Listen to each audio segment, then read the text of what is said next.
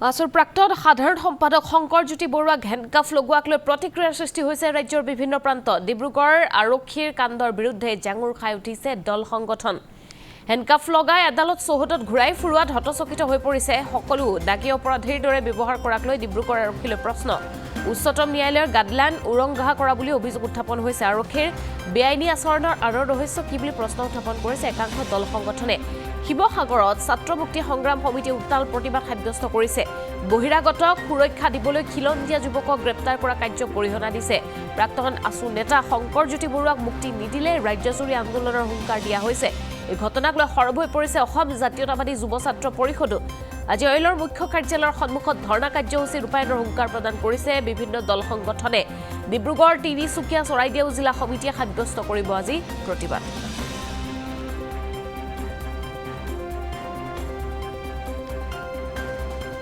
বিভিন্ন জনে প্ৰতিক্ৰিয়া প্ৰকাশ কৰিছে বহু দল সংগঠনৰ নেতাই প্ৰতিক্ৰিয়া ব্যক্ত কৰিছে বিষয়টো সন্দৰ্ভত আমি সেই প্ৰতিক্ৰিয়া আগবঢ়াইছো কালি বহিৰাগত বিহাৰী এজাহাৰৰ ভিত্তিত দুলীয়াজনৰ এজন যুৱক প্ৰাক্তন ছাত্ৰ নেতা অসমৰ জনতা নিপীড়িত জনতা আচলতে কণ্ঠ অসমীয়া জাতি আচলতে এজন সংগ্ৰামী হত্যা শংকৰজ্যোতি বৰুৱাক আচলতে যেনেধৰণে নিৰ্মমভাৱে গ্ৰেপ্তাৰ কৰিছে আজি কোৰ্টলৈ নিয়া সময়ত যেনেধৰণে হাতত হেণ্ডকাফ লগাই লৈ যোৱা হৈছে তেওঁ এই কাৰ্যত আমি ছাত্ৰ মুক্তি সংগ্ৰাম সমিতি শিৱসাগৰ জিলা সমিতিয়ে তীব্ৰ ক্ষোভ প্ৰকাশ কৰিছোঁ আৰু আমি চৰকাৰখনক প্ৰশাসনক পোনপটীয়াকৈ দাবী জনাইছোঁ যে শংকৰজ্যোতি বৰুৱাক অনতিপলমে আচলতে মুকলি কৰি দিব লাগিব বহিৰাগত বনিয়াৰ স্বাৰ্থত বহিৰাগত বনিয়াক দলিচা পাৰি বহিৰাগত বনিয়াৰ কমিশ্যনৰ স্বাৰ্থত আচলতে অসমীয়া যুৱকক এনেধৰণে অত্যাচাৰ চলালে নহ'ব আমি বিগত সময়ছোৱাত বাৰম্বাৰ চৰকাৰখনক প্ৰশাসনক দাবী জনাইছোঁ যে অসমীয়া জাতিৰ সুৰক্ষাৰ বাবে আপোনালোকে কিবা এটা কৰক অসমীয়া জাতিৰ ওপৰত আচলতে এনেধৰণৰ নিৰ্যাতন চলালে কিন্তু আমি কোনো কাৰণতে ক্ষান্ত নাথাকিম তাৰ পিছতো চৰকাৰখনে অসমীয়া জনতাৰ বাবে অসমীয়া যুৱকসকলৰ বাবে কোনো ধৰণে কিন্তু গুৰুত্বপূৰ্ণ পদক্ষেপ আমি লোৱা দেখা পোৱা নাই আজি শংকৰজ্যোতি বৰুৱাৰ লগত হৈছে কালিলৈ বেলেগৰ লগত হ'ব এনেধৰণৰ আচলতে কাৰ্যকলাপ কোনো কাৰণতে মানি লোৱা নহ'ব যোৱাকালি আচলতে বহিৰাগত বিহাৰী এজাহাৰৰ ভিত্তিত তেওঁ গ্ৰেপ্তাৰ কৰিছে কি কাৰণে গ্ৰেপ্তাৰ কৰিছে তেওঁ ভুল ক'ত আছিল এই কথাবোৰ আমি চৰকাৰখনক পোনপটীয়াকৈ দাবী জনাব বিচাৰিছোঁ আচলতে আমি এই গোটেই বিষয়টোত ৰাজনৈতিক ষড়যন্ত্ৰ গোট মাৰিছোঁ তেওঁক আচলতে ৰাজনৈতিকভাৱে কুঙা কৰি পেলাবলৈ হাত ভৰি ভাঙি পেলাবলৈ আচলতে তেওঁলোকে প্ৰচেষ্টা চলাইছে নেকি আগতে যেনেধৰণে আচলতে ল'ৰা যায় বেলেগক ৰজা হ'বলৈ নিদি আচলতে যেনেধৰণে ল'ৰাবিলাক যুৱকবিলাকক কুঙা কৰি পেলাইছিলে তেনেধৰণে এই বিজেপি চৰকাৰখনৰ দিনত এটা চেষ্টা চলোৱা হৈছে কাৰোবাৰ ৰাজনৈতিক চকীখন গুচি যাব বুলি তেওঁক কি এনেধৰণে ভৰিত কুঙা কৰি পেলাইছে নেকি ভৰি ভাঙি হাত ভাঙি কুঙা কৰি পেলাবলৈ বিচৰা হৈছে নেকি যোৱা দুদিন ধৰি দুলীয়াজনৰ এটা খবৰে সামাজিক মাধ্যমত বিশেষ চৰ্চা লাভ কৰিলে আৰু আমি দেখিলোঁ সদৌ অসম ছাত্ৰ সন্থাৰ প্ৰাক্তন সাধাৰণ সম্পাদক শংকৰজ্যোতি বৰুৱাক আজি হেণ্ডকাফ লগাই আদালতলৈ লৈ যোৱা হ'ল যিটো এজন অসমীয়া হিচাপে আমি যথেষ্ট দুখ প্ৰকাশ কৰিছোঁ আৰু এইটো গৰিহণাযোগ্য আচলতে তেওঁ এনেকুৱা কি অপৰাধ কৰিলে যাৰ বাবে তেওঁক এনেদৰে লৈ যোৱা হ'ল সেই কথাখিনি নিশ্চিতভাৱে আইনে বিচাৰ কৰিব লাগিব আৰু আমি এটা কথা নিশ্চিতভাৱে ক'ব লাগিব যে অইল ইণ্ডিয়া লিমিটেডে হওক বা অসমত থকা বহু কোম্পানীয়ে কিন্তু বৰ্তমানে অসমৰ বা অসমীয়া বিৰোধী কাৰ্যকলাপসমূহ কৰি থকা দেখিবলৈ পোৱা যায় যি সময়ত থলগিৰি লোকসকলৰ ভূমি অধিগ্ৰহণ কৰি খনন আৰু উৎপাদন চলি আছে সেই সময়ত কিন্তু সেই কোম্পানীসমূহে কিন্তু অসমৰ থলুৱা লোকসকলক যিমান গুৰুত্ব প্ৰদান কৰিব লাগিছিল তেনেধৰণে গুৰুত্ব প্ৰদান কৰা দেখা নগ'ল শেহতীয়াকৈ দেখিছোঁ যে এগৰাকী বহিঃ ৰাজ্যৰ লোকক যিদৰে দুলীয়াজনক যদি অইল ইণ্ডিয়া লিমিটেডে লিজত মাটি দি তেল ডিপু খুলিবলৈ তেল ডিপু খুলিবৰ কাৰণে অনুমতি প্ৰদান কৰিব পাৰে তেনে ক্ষেত্ৰত কিন্তু অইল ইণ্ডিয়া লিমিটেডত আজি যদি এজন থলুৱা লোকে যদি এটা ৰাস্তা বিচাৰি যায় বা এটা তেওঁ অঞ্চলৰ এটা উন্নয়নৰ কাৰণে এটা আবেদন কৰিব যায় তেনে ক্ষেত্ৰত কিন্তু বহু ধৰণৰ অজুহাত দেখুওৱা হয় তাত সোধা হয় যে অইল ইণ্ডিয়া এই ব্যক্তিজন আচলতে অইল ইনফেক্টেড এৰিয়াৰ হয় নহয় এই কথাবিলাকে কৰবাত নহয় কৰবাত কিন্তু থলুৱা বিৰোধী কাৰ্যকলাপ বুলি আমি অনুমান কৰিব লাগিব আৰু লগতে এটা কথা স্পষ্ট ক'ব লাগিব বহু কোম্পানী আছে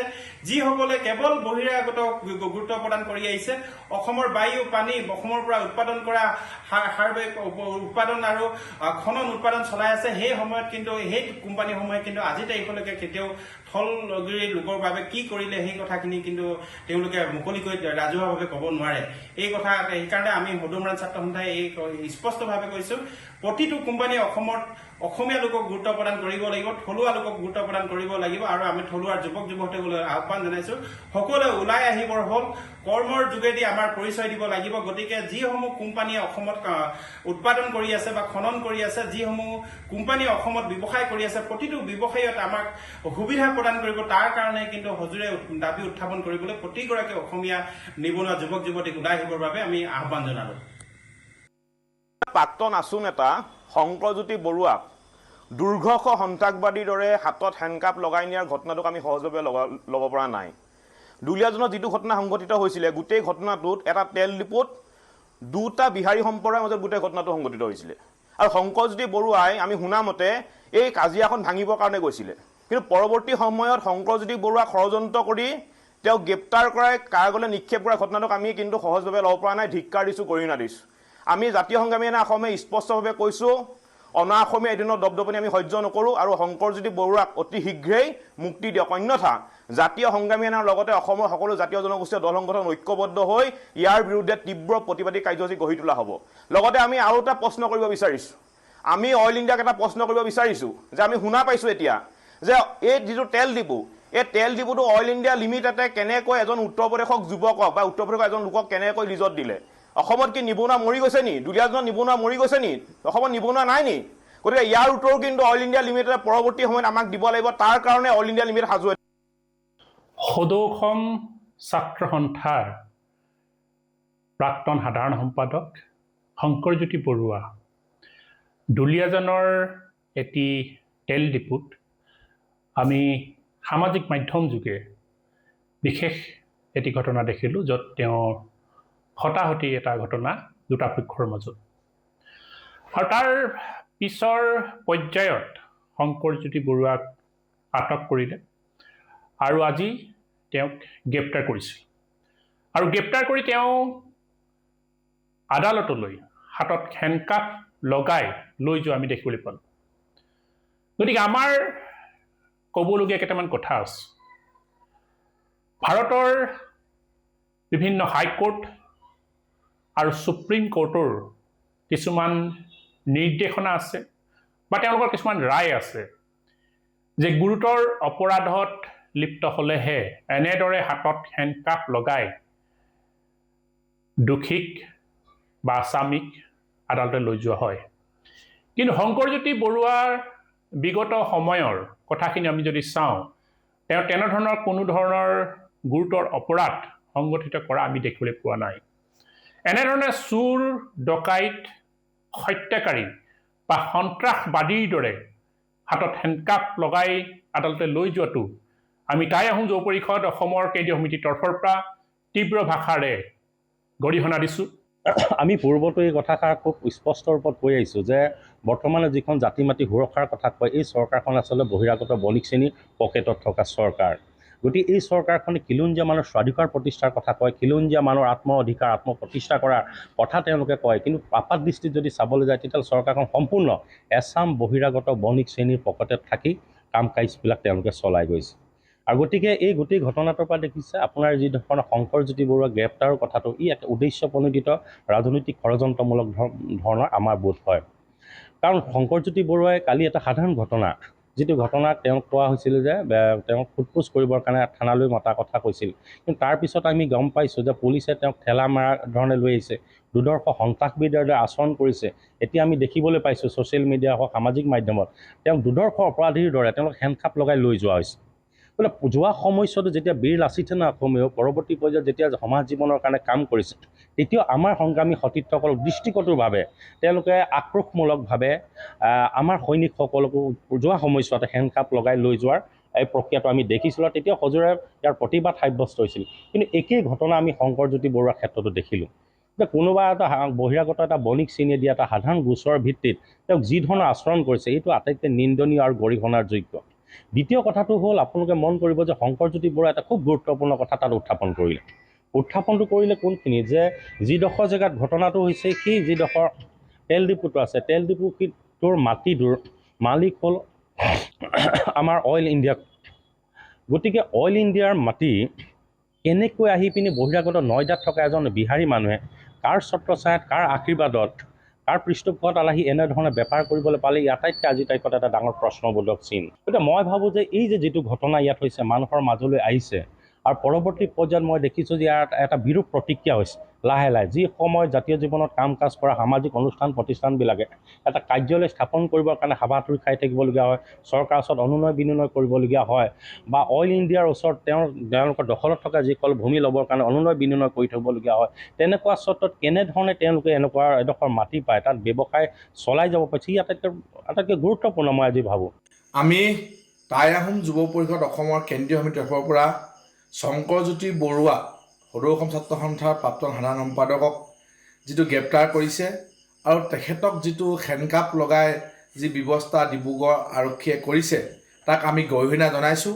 আচলতে শংকৰজ্যোতি বৰুৱা তেনেকুৱা কোনো ধৰণৰ অপৰাধী নহয় যে তেখেতক হেণ্ডকাপ লগাই চোৰ ডকাইতৰ লগতে যি ব্যৱহাৰ কৰিছে, সেইকাৰণে ডিব্ৰুগড় আৰক্ষীক আমি ধিক্কাৰ জনাইছোঁ। আমি মুখ্যমন্ত্ৰী মহোদয়ক এইটো এটা সুবিচাৰ কৰিবলৈ আমি আহ্বান জনাইছোঁ, যাতে শংকৰজ্যোতি বৰুৱাৰ নিচিনা এজন উঠি অহা যুৱকক যাতে তেখেতে যিটো ব্যৱস্থা কৰিব বিচাৰিছে, যে তেখেতৰ ৰাজনীতি কৰি তেখেতক যিটো ধ্বংস কৰিব বিচাৰিছে, আমি টাই আহোম যুৱক ধিক্কাৰ জনাইছোঁ আৰু অনতি পলমে তেখেতক মুক্তিৰ আমি দাবী জনাইছোঁ। এই হেণ্ডকাপ লগা ঘটনাটো আমি কেতিয়াও সহ্য কৰিব পৰা নাই, কাৰণ আছুৰ প্ৰাক্তন সম্পাদক সাধাৰণ সম্পাদকক যদি এনে ব্যৱহাৰ কৰিলে বৰ্তমান অসমত কি চলি আছে আপোনালোকে আজি আমি অনুমান কৰিব পাৰিছোঁ আৰু দুখ পাইছোঁ। কাৰণ এটা কথা চাওক, খিলঞ্জীয়াৰ পক্ষত মাত মাতা আৰু অসমত আছুৰ কথা ক'লে আৰু বেলেগ কথা ক'ব নালাগে, তাৰ আৰু দ্বিতীয়বাৰ বুজাবৰ কাৰণে বুজোৱাৰ কোনো প্ৰশ্নই নুঠে। আছুৰ প্ৰাক্তন সাধাৰণ সম্পাদকক যিধৰণে ব্যৱহাৰ কৰে তাক আমি দুখ পাইছোঁ। এই ঘটনাটো আমি নিন্দা কৰিছোঁ, লগতে গৰিহণা দিছোঁ। এটা কথা হৈছে কি, শংকৰজ্যোতি বৰুৱাক আমি নিৰ্দোষী বুলি কোৱা নাই, তদন্ত হ'ব লাগে, কিন্তু শংকৰজ্যোতি বৰুৱাক দোষী সাব্যস্ত নকৰাৰ আগত হেণ্ডকাপ লগাটো পুলিচ প্ৰশাসনে ক'ত অধিকাৰ পালে? সংবিধান উলংঘন কৰিছে। আৰু মই এটা কথা ক'ব বিচাৰোঁ, ডিব্ৰুগড় আৰক্ষী অধীক্ষকৰ কালিৰ পৰা তেওঁৰ ফোনটো সম্পূৰ্ণৰূপে চেক কৰিব লাগে, কাৰণ ইয়াত অশোক সিংঘালে ফোন কৰিছিল নেকি? আমাৰ সন্দেহ হৈছে, কাৰণ আমি দেখিবলৈ পাইছোঁ এই ধৰণৰ ঘটনা যেতিয়া আমি দেখিবলৈ পাইছোঁ অশোক সিংঘালৰ দৰে আজি অখিলঞ্জীয়া মানুহ যেতিয়া দায়িত্ব অৰ্পণ কৰিলে, অসমখন চলাটোৰে মানে চাৰিওফালে কেৱল দমফালি মাৰি কথা কোৱা আৰম্ভ কৰে, তাৰ কাৰণতে কিন্তু এই খিলঞ্জীয়াসকলৰ ওপৰত বাৰে বাৰে এই ধৰণৰ কিন্তু অন্যায় অত্যাচাৰ চলি আছে। ইপিনে ডিব্ৰুগড় আদালতত ঠাই পালে হেণ্ডকাপ প্ৰসংগই। শংকৰজ্যোতি বৰুৱাৰ অধিবক্তাই উত্থাপন কৰিছিল হেণ্ডকাপৰ প্ৰসংগ। নীতি বৰ্হিভূতভাৱে আৰক্ষীয়ে লগাইছিল হেণ্ডকাপ। ন্যায়াধীশৰ নিৰ্দেশত তাৎক্ষণিকভাৱে খোলা হৈছিল শংকৰৰ হেণ্ডকাপ। ঘটনাৰ পাছতে মুখ্যমন্ত্ৰীৰ কাঢ়া নিৰ্দেশনা ডিব্ৰুগড়ৰ SP গৰাকীলৈ শংকৰজ্যোতিক হেণ্ডকাপ নলগাবলৈ নিৰ্দেশনা প্ৰদান কৰিছে মুখ্যমন্ত্ৰীগৰাকীয়ে। এটা গোচৰত জামিন লাভ কৰিছে শংকৰজ্যোতি বৰুৱাই, দ্বিতীয়টো গোচৰত শংকৰজ্যোতি বৰুৱাক প্ৰেৰণ কৰা হৈছে ন্যায়িক জিম্মালৈ।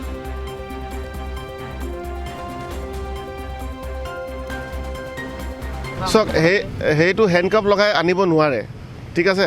সেইটো মানে কি কিছুমান প্ৰভিজন আছে, তাত মিনিমাম ফ'ৰ্চ এটা ইউজ কৰিব পাৰে, কিন্তু হেণ্ডকাপ যোনটো তেওঁলোকে লগাই আনিছে that is completely against the provisions of the law'. সেইটো কথা আমি কোৰ্টত অৱগত কৰিছোঁ, আঁতৰাই দিয়া হ'ল। আমি জনোৱাৰ পিছত তেওঁলোকে এইখিনি কথা জনোৱাৰ কাৰণেহে তেওঁলোকে হেণ্ডকাপ আঁতৰাই দিয়া হ'ল।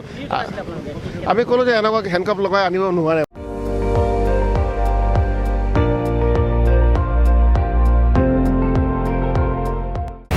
আপুনি চাই আছে ND24, সৰ্বশ্ৰেষ্ঠ নহয় সৰ্বোত্তমৰ দৌৰ।